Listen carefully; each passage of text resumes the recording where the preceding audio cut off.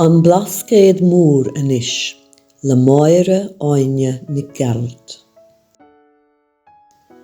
Dimí na daoine amach chun na mín tíre, tá an Blascaod Mór ciúin anois, leis féin os cionn na taoide.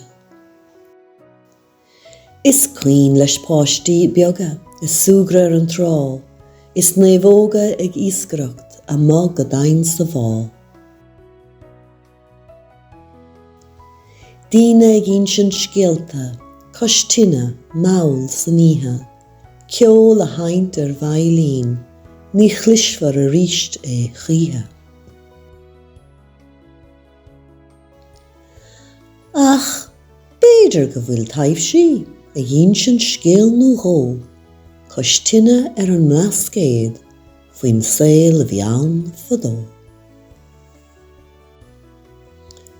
An Blascaod Mór Anois, le Máire Áine Nic Ghearailt. Dimí na daoine amach chun na mín tíre, tá an Blascaod Mór ciúin anois, leis féin os cionn na taoide. Is cuinn leis páistí beaga, is suagra ar an trá, is naomhóga ag iascaireacht a mag go dainn sa bhá.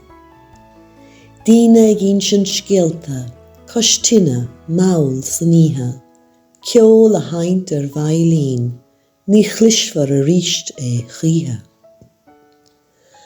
Ach, b'fhéidir go bhfuil taobh sí ag insin scéal nó ró, coistíne ar an Blascaod faoin saol a bhí ann fadó.